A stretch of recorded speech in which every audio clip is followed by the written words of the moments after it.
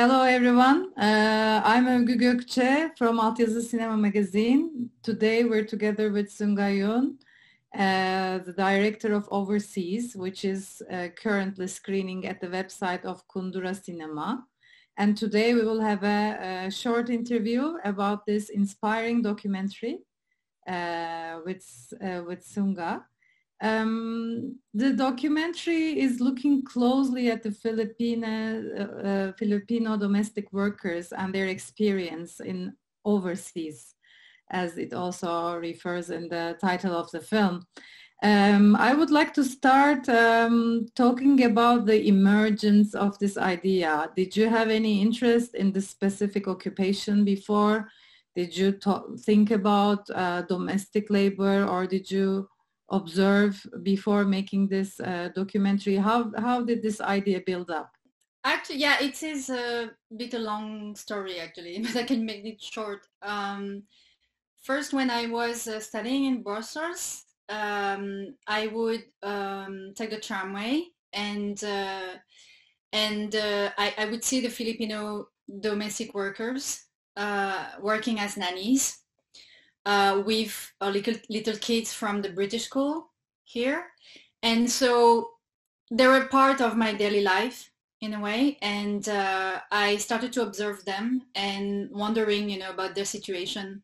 I didn't know a lot about them, their situation. I knew that they were Filipino, but it was a bit blur.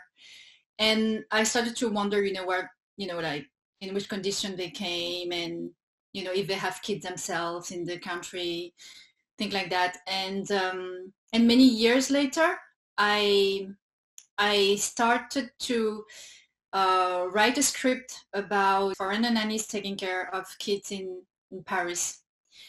And actually, it was I was intending to adapt a book, and I realized that the rights were sold already.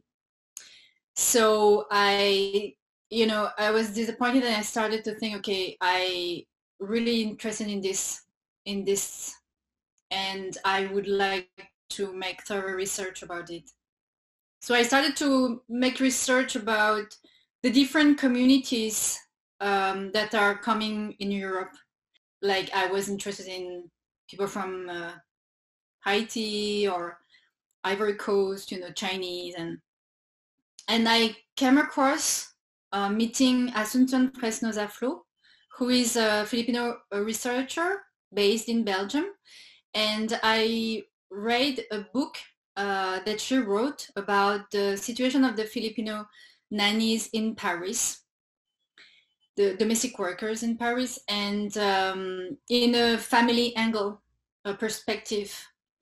And she's writing about the situation, in which way the women are keeping the emotional relationship alive with their kids left abroad, left behind, and the new situation of the husband in the family, who is taking care of the kids, things like that. And I was really moved by this book, and it actually reminded me, but I discovered it very later. Yeah, it revealed a bit one part of my own life, because I grew up part, like, for 20 years without seeing my father, who was in Korea, and this the feeling of exile, and also this emotional range that I was feeling. I don't know, I felt that I wanted to go closer to this story, I'd say. And so I met her. Then I met another researcher, a Swiss, Julien de Bonneville, who I got inspired of a lot also. And that's how I started this project. It was a long-term project. How about the research process? I mean, the script building process, the access to the world of these women. That's also a subject of curiosity, because in the film, the scale of the whole issue is somehow employed in a very sophisticated way, in which you have different circles that you weave together. On the one hand, there's this huge economy that they call they're called heroes of the economy in their own country. But on the other hand, we see traces of personal economies that somehow bind these women, or squeeze, sometimes limit these women between their families, their own country, and the host country they are visiting or working at. So the whole idea of being bound by contracts and, all the situations that they need to face. So there are different layers of the story, and I'm sure it's been such a process to go through the different research of those layers. So can you maybe tell us a little about how you balanced out this part of the huge aspect, the overall broad aspect of this sector or economy, and also the personal aspect? How did this come along in your research and script development? Yeah, it's a very interesting question. But the process was slow, I would say, and long. So first, mostly I, got into the topic by reading a lot, and then by scouting. So I spent many weeks and months, actually. So I went 3 times in the Philippines, and I observed a lot the whole training process, which is way longer than what we see in the film, because in this film we have the feeling that it's only one location at one moment, but this is only a part of the training, the whole training. And I went there, I observed, I met women, I interviewed women that went abroad already, that was not going anymore, or even that were working abroad and then got involved in NGOs, to defend the condition of the workers. I mean, different, kind of a profile, and then little by little I try to think about how I would really make the film also cinematographically. So it was something that was like choices were narrowing also little by little. And in the end of the scouting, when I was ready to shoot, I realized that my the most important thing that I really wanted to do was to really focus on the woman and show how things were going on in the perspective of the woman,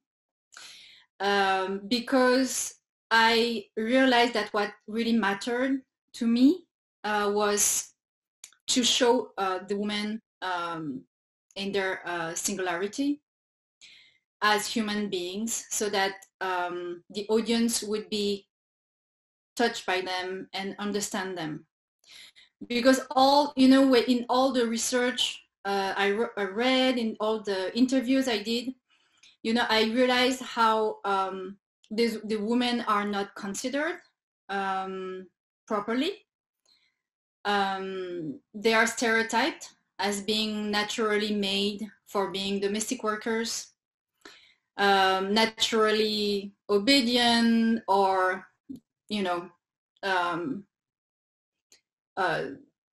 done to take care of elderly, newborn, and the respect towards them is lacking a lot. And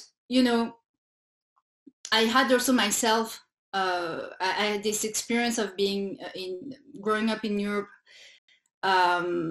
because I came here when I was young, and I faced also all these stereotypes that I suffered from these stereotypes that we put on Asian women, you know. I realized, you know, how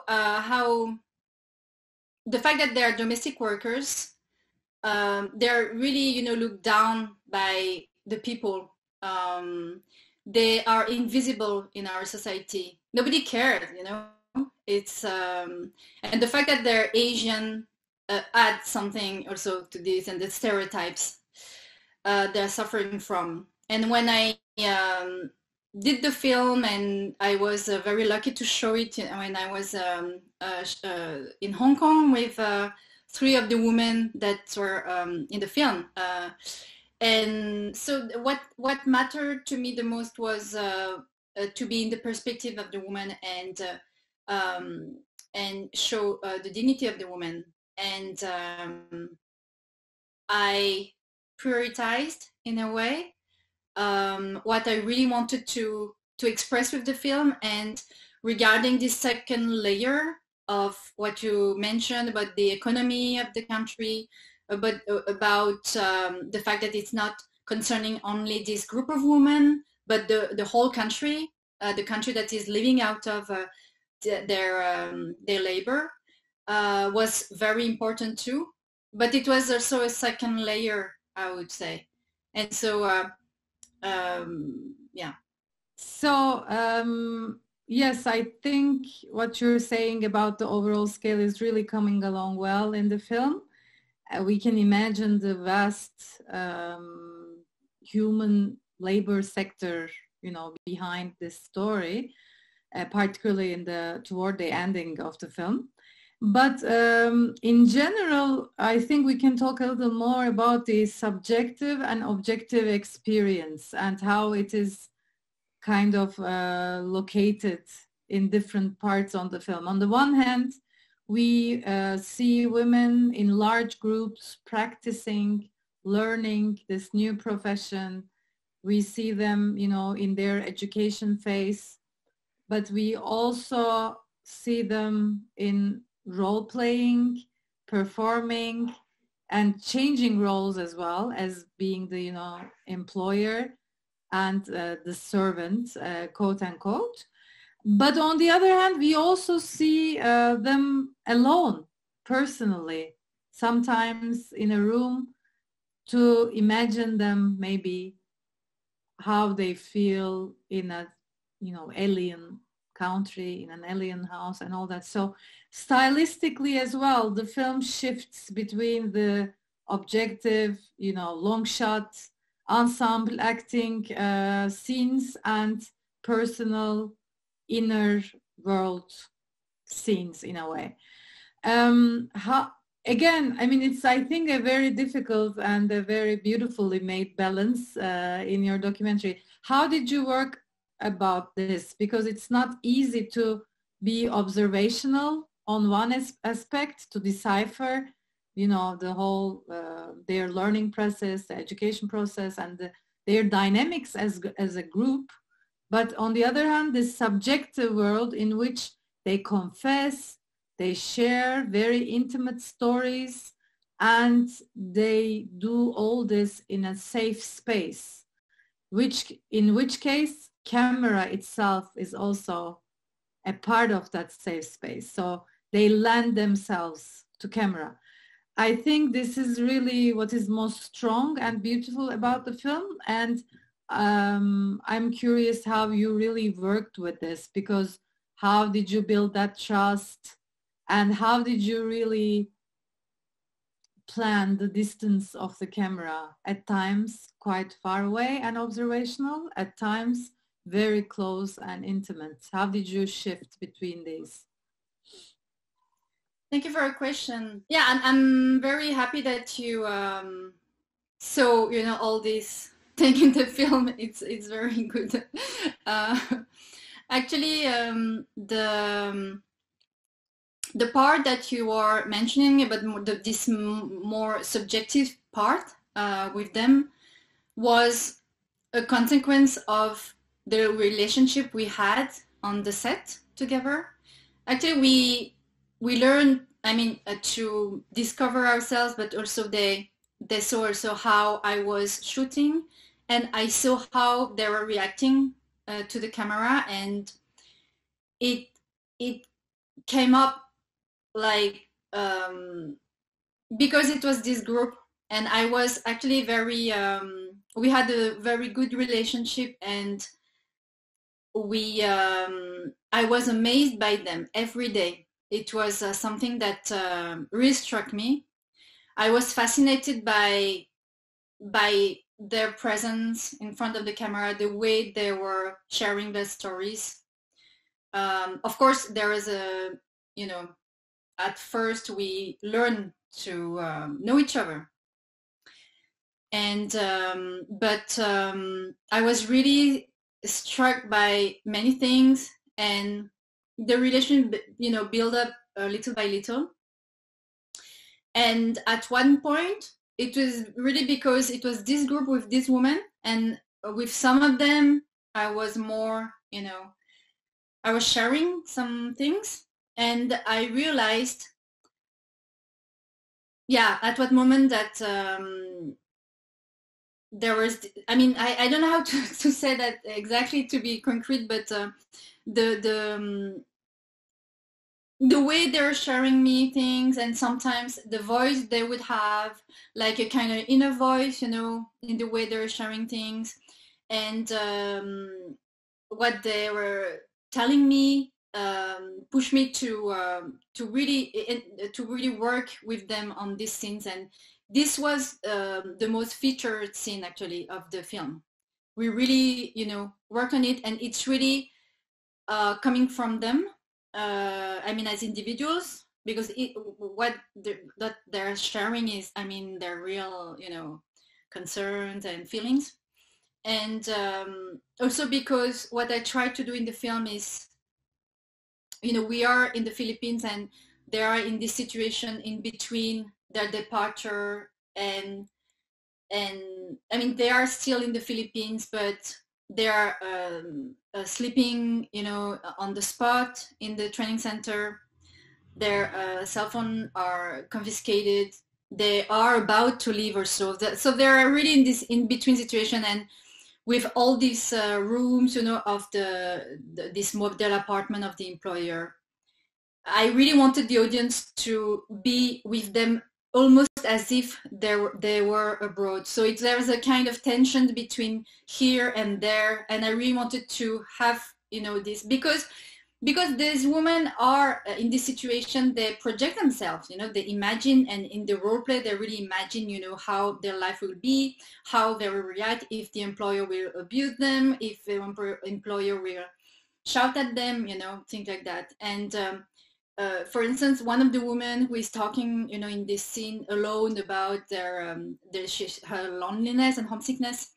And this is something like concerning this woman that she really told me about an experience abroad, that she felt so lonely because she was alone, her family was at home in the Philippines, and the employer was almost never there, like working, outside. And she told me how the homesickness and the homesickness and loneliness was, there.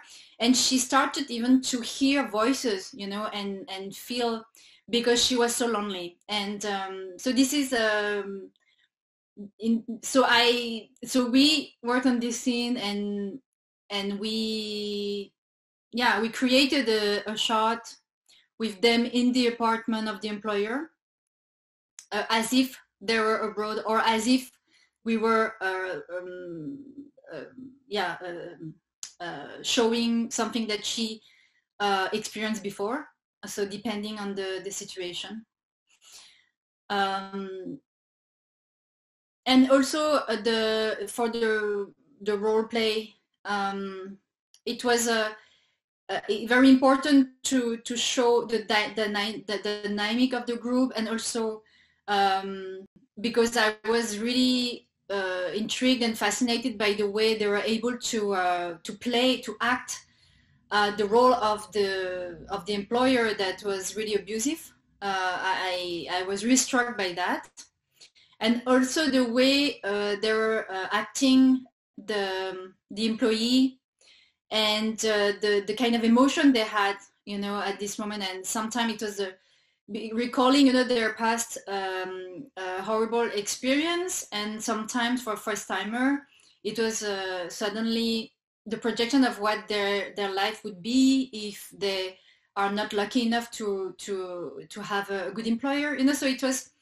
I was thinking that in this acting, they were really showing their emotion in a very I don't know, it was kind of I found it very powerful, and it was a real emotion in a way, so I wanted to show that too. So I think in that sense, the women are finding comfort with each other, but also with the camera as well, because somebody is really listening to them. Maybe that's also the way they lend themselves to the camera. A camera is also a very good listener about their experiences, and I think maybe that sense of solidarity is also stemming from that shared experience. I mean, so this is a really tricky subject. It could as well be, a more sentimental film in a way, or, the sorrows of house workers, but the film doesn't go there. So it opens up a much more empowering, I think. Yeah, because what was interesting to see, this group the women didn't know each other because they are brought by the agency, and they're a group of women that don't know each other, so they get to know each other during this training. They are sleeping all together in the same room. I mean, and we were also sleeping on the spot, so we also didn't know each other. So we all got to know each other, during the shooting, and it was very interesting to see how the women were sharing their own experiences out. I mean, during the break or so time, and how they share tips. Okay, how did you do when the employer was this or like that? And this was very precious for them. And it was a sorority that was blooming, among them, and this was very interesting. And also, as you said, and I'm very happy that you're saying that it's not only showing, the sorrow or something. It's really important to show, for instance, the way they exchange tips, and they are aware of where they're going, and how they will go there. And also, when you see this scene, for instance, of these women that are sharing how they were defending themselves, how they were trying to make the employer understand that it was too much, that they need to rest. Or so one of them saying, okay, I was like slapping doors, something like that, like making a lot of noise, and the other one is saying that she was answering back. And I wanted to show that they try to find ways to defend themselves, and so in that way, I saw how they tried to get empowered. Well, I think those were my questions and comments. Do you have any other points to add or anything else? Just maybe one thing I forgot to say, like I think that we feel also very much their power, as you said, and I heard the audience also telling me like how they feel their power, and I think that it's this is something that is very striking to me, and that they are not seen, you know, as a victim, and that's it, you know. So this was very an important point. Okay, thank you and congratulations for this beautiful documentary. I hope many people will keep on seeing it and also get inspired from the, you know, realm of solidarity it's opening. Thanks for being with us. It was a pleasure on my side. Thank you so much. It was a pleasure too. Yeah, okay. Okay then, bye. Bye.